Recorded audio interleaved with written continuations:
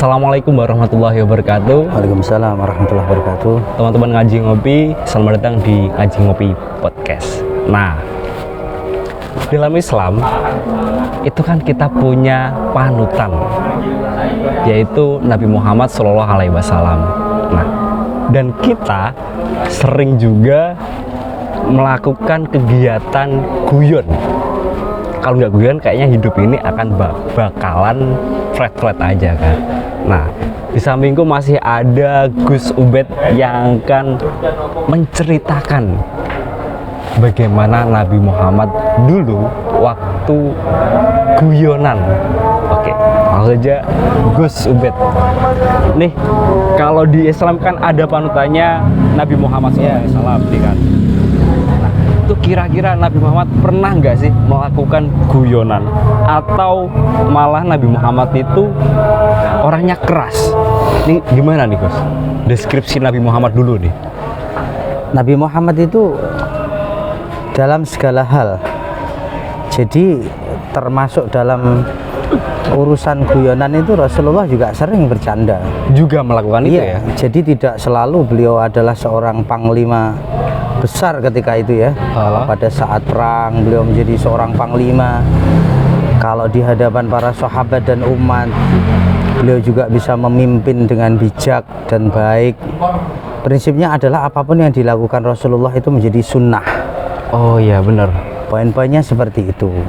Jadi apakah itu sunnah fi'liyah, apakah itu sunnah qauliyah, ataupun sunnah takririyah. Dan kebetulan yang hari ini kita bahas kan candaan ya, Nabi. Candaannya ala Rasulullah SAW. Kanjeng Nabi itu sering bercanda dengan sahabat, dengan istrinya, dengan umat. Itu Rasulullah sering bercanda. Ada candaan-candaan. Salah satu contohnya lah. Yang paling apa nih? Ya, misalkan Nabi Muhammad tuh pernah bertanya kepada sahabat Bilal bin Rabah. Kita tahu sahabat Bilal ini kan muadzin. Kalau orang Jawa mengatakan tukang azan, yang biasa azan. Oke. Satu-satunya andalan kita nih. Sahabat Bilal yang pertama azan juga seperti itu. Pada satu ketika di momen Idul Adha, hari raya Idul Adha. Gimana? Kan biasanya kan budayanya orang Idul Adha nih dianjurkan untuk korban ya. Korban. Rasulullah ini tanya kepada sahabat Bilal, "Ya Bilal, kamu tahun ini mau korban apa?" Oleh sahabat Bilal dijawab, "Ya Rasulullah, tahun ini saya korban ayam jago ya Rasulullah." Lalu Rasulullah menjawab, "Oh, ternyata muadzin mengorbankan muadzin juga ya." Ibaratnya begitu. Jadi bahasanya, maksudnya kan gini, Bilal ini kan kebiasa azan, muadzin, tukang azan yang memanggil sholat. Sementara ayam jago kalau pagi berkokok membangunkan orang bangun. Kan ibaratnya kan begitu. Ini plot twist banget berarti. Tapi kan fakta. Bener sih. Ayam itu selalu berkokok di jam subuh. Jam subuh, jam pagi kan seperti itu. Dan Bilal juga tukang manggil orang untuk sholat kan begitu kan. Yang ayamnya tukang membangunkan orang kan seperti itu, pagi berkokok. Di situ Rasulullah, poin intinya yang perlu kita pahami adalah Rasulullah itu dalam candaan saja sesuai fakta dan realistis. Yang kedua elegan, tetap elegan. Jadi bukan seperti kita pada umumnya Mas, kita ini sering canda tapi ngayal. Kalau nggak gitu ngarang, kalau nggak gitu hiperbolik, menjatuhkan, sampai-sampai supaya lucu saja kita ini memaksakan diri kan begitu. Nah ini yang perbedaan kita dengan Rasulullah.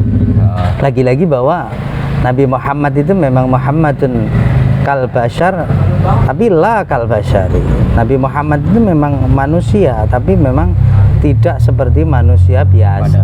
Ada sisi manusianya Rasulullah, tetapi tetap tidak sama dengan kita. Gitu. Nah maka kita ini harusnya dalam guyonan, candaan ini masuk sunnahnya Nabi. Wong Nabi yo biasa bercanda juga melakukan hal tersebut gitu. Dan benar kata sampean tadi bahwa hidup tanpa guyonan ya lucu, akan flat-flat aja. Iya. Dan itu kalau saya mengutip kata-kata Gus Baha nih ya, zaman akhir itu kadang-kadang kita untuk menyelesaikan hari daripada sedih, ngeluh dengan masalah yang ujian kehidupan, lalu kita banyak ngeluh dengan Allah, seolah-olah tanda syukur kita menjadi berkurang dengan Allah. Maka guyon dengan teman ini menjadi mewah. Ini sebuah aktivitas lain, Iya, gitu kan? satu contoh seperti ini Mas, misalkan sampean kan anak muda ya, masih berarti jenengan anak tuan. saya kan anak dua. Sampean zaman now, saya zaman all. Tapi muka kan masih unyu-unyu kan gitu Mas. Ya? Ibaratnya begini, mohon maaf. Sebenarnya sama aja sih. Misalkan satu waktu pada satu malam, namanya kita guyonan ini kan enak ya, suasana malam sambil ngopi lah. Bener. Apalagi kalau ke ngaji ngopi kan gitu kan. Siap, Kan enak tuh itu. Ngendorse sih, bonus kopi. Nah, seperti itu. Kadang-kadang yang kita bicarakan dengan teman-teman ini ngalor ngidul banyak ya. Nggak ada aturan. Iya, bisa jadi nggak ada batasan. Tapi insya Allah kalau di ngaji ngopi masih ada rem lah ya, gitu. Balik lagi endorse ya. Karena namanya saja sudah ngaji ngopi, maka ngajinya sambil ngopi, ngopinya bernilai ngaji kan begitu toh. Tetap ada kan ngajinya. begitu, tetap ada ngajinya, tetap ada sisi positif yang kita bicarakan. Nah, ujian kita sebagai orang saat ini, zamannya apalagi anak-anak muda, kan banyak nih temen nginfo hal-hal sesuatu yang mungkin negatif, nggak baik ya. Nah, dengan adanya kita ngopi lalu kita guyonan cerita semalaman, akhirnya nggak terasa kita kan sampai azan subuh. Akhirnya pikiran-pikiran kotor, pikiran ajakan yang tidak baik dan lain-lain. Waktu kan menjadi habis nih Mas. Wah, wis pagi, nggak jadi akhirnya kita ngikuti ajakan temen yang mungkin temen ini mau ngajak apa misalkan ya, kan seperti itu. Karena enaknya ngobrol inilah. Berarti mengurangi sisi maksiat kita yang seharusnya kita seolah-olah akan tertarik minat diajak temen yang mungkin melakukan sesuatu hal yang kurang baik. Akhirnya karena guyon semalaman ini kan akhirnya menjadi aman. Nah, maka guyonan ini menjadi sesuatu hal yang mewah saat ini. Tapi tetap kita belajar ngikuti Kanjeng Nabi, walaupun kita nggak sesempurna beliau, ya nggak bisa lah kalau kita sempurna seperti beliau dalam segala hal. Minimal kita punya rem lah, bahwa guyon itu tetap ada tata keramanya, jangan sampai menjatuhkan temen, sampai ngojlok parah dan lain-lain dengan bahasa-bahasa yang mungkin menyakiti hati, hal seperti itu. Atau misalkan guyonan-guyonan yang terlalu apa istilahnya, yang malah nggak manfaat, kan seperti itu. Jadi poinnya itu, Rasulullah itu guyonan saja masih mengikuti fakta. Faktanya apa? Ketika nyebut guyonan dengan Bilal bin Rabah, muadzin korban muadzin, kan seperti itu. Ibaratnya ayam kokok itu menjadi muadzin bagi manusia supaya ini tanda pagi, kan seperti itu. Kadang-kadang sementara Bilal juga muadzin yang biasa azan 5 waktu, kan seperti itu. Bener. Kayak gitu. Nah, ada nggak di Gus selain dari ceritanya muadzin tadi, Bilal bin Rabah, ada nggak selain dari itu? Banyak Rasulullah itu. Atau sebenarnya Nabi Muhammad itu selain dari sisi orangnya itu bijaksana, elegan, tapi kesehariannya itu sebenarnya juga melakukan guyonan terhadap umatnya gitu, atau samping-sampingnya. Iya. Bahkan bukan hanya dengan sahabat ya. Rasulullah itu dengan pasangan saja itu sama istrinya. Iya, sama istri itu banyak guyonannya. Bahkan itu juga menjadi sunnah. Makanya Mas, sunnah bahwa salah satu hadis dikatakan itu bahwa ini langsung saja bahwa guyonan seorang suami ataupun istri kepada pasangannya ini mahal dan berpahala. Nah, seperti itu. Makanya syaratnya Mas, kalau bisa nanti sampean jadi suami yang humoris. Jangan mencucu tok. Termasuk istri juga kalau bisa juga membuat candaan-candaan kepada pasangan, kan Rasulullah juga bercanda seperti itu, termasuk dengan sahabat. Rasulullah bercanda. Ada orang tua misalkan tanya, ya Rasulullah, apakah saya itu besok masuk surga ya Rasulullah? Kalau ada kurang lebihnya ya, ini hanya mungkin kesimpulan saja, ceritanya seperti itu. Nah, Rasulullah menjawab kepada nenek-nenek tersebut, kebetulan dia orang yang sudah tua gitu. Dan Rasulullah menjawabnya dengan sambil guyoni, sebenarnya niatnya guyoni bahwa wah di surga ibaratnya nggak ada orang seperti jenengan, nggak masuk seperti itu. Maksud Rasulullah adalah apa? Bahwa jenengan itu nanti insya Allah tetap masuk surga, apalagi yang ngomongkan kekasihnya Allah, maka ya ada jaminan dia masuk surga. Tapi istilahnya ada syafaat dari Rasulullah masuk surga. Tapi permasalahannya kalau di surga nanti nggak ada orang tua, yang ada semua menjadi muda kan, seperti itu. Itu guyonan. Saya tidak terlalu berani ya menceritakan tentang kisah guyonan Rasulullah dengan candaan ala saya juga. Karena ini kan iya, beda zaman begitu. Takutnya nanti mengurangi elegannya Rasulullah ketika mendeskripsikannya itu tadi. Saya sulit. Mungkin kalau saya guyoni jenengan gampang Mas. Ceritanya apa ngoten? Gampang lah, misalkan lucu-lucu yang aneh-aneh. Tapi kalau sudah membahas tentang Kanjeng Nabi, saya benar-benar jaga kehormatan beliau. Saya khawatir kalau misalkan nanti candaan-candaan itu nanti terpleset dari bahasa saya. Prinsipnya adalah, intinya Rasulullah itu juga suka bercanda, bercandanya dengan sesuai fakta, walaupun dengan kata kias yang semacam itu, dan tidak menyakiti hati sahabatnya, tidak menyakiti hati orang terdekatnya, lawan bicaranya, termasuk keluarganya dan lain-lain. Dan Rasulullah tetap bercandanya dengan posisi yang elegan, dengan bahasa yang tentunya baik, seperti itu. Nah, itu yang harusnya kita belajar.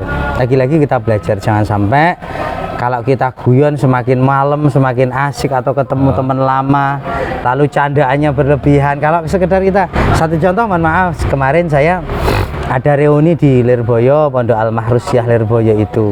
Saya 20 tahun nggak ketemu dengan teman-teman saya, itu ada berapa persen yang 20 tahun nggak ketemu? Ibaratnya dari tahun 2002 sekarang 2022, berarti kan 20 tahun saya nggak ketemu. Lalu ketemu reuni kan menceritakan kisah-kisah lucu pada saat kita mondok dulu. Mengulang cerita itu lucu, ngakak, guyon seperti itu, sah-sah aja, nggak apa-apa. Candaan-candaan itu dulu saya ingat, misalkan cerita salah satu teman saya dulu itu sangat, ya namanya lawan jenis ya, santriwan dan santriwati, mengungkapkan perasaannya gitu kan.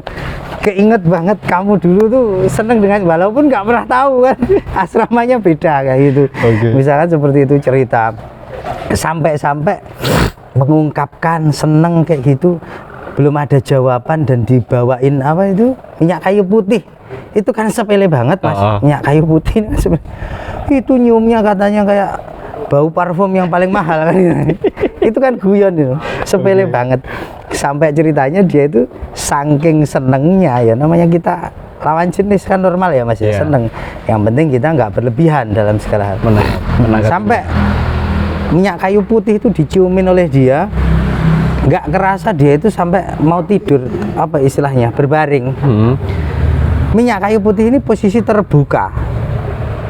Akhirnya dia sambil tiduran, minyak kayu putih tumpah masuk ke hidungnya, pingsan lah dia. Nah, itu candaan guyonan dulu, nginget-nginget kayak gitu. Itu kan ya sesuatu hal yang fakta, terus ya lucu. Kita pada saat itu saya ngelihatnya malah nggak iba, tapi ketawa kan gitu. Karena perlakuannya sendiri gitu kan. Poncone semaput kok malah diguyi, berarti kan begitu, malah diketawain. Nah, seperti itu. Jadi nggak ngarang-ngarang yang sampai berlebihan suatu hal, sampai apa supaya orang lucu. Lagi-lagi kita harus hati-hati, karena dalam candaan kadang-kadang kita juga bisa menyakiti hati orang lain. Itu tadi. Jadi kita perlu memperhatikan hal-hal yang guyonan seperti apa yang harus kita bawa kepada teman kita, atau yang harus kita perhatikan lingkungan lah. Paling tidak setiap kita melakukan guyonan itu tidak ada yang tersinggung atas guyonan itu. Kan?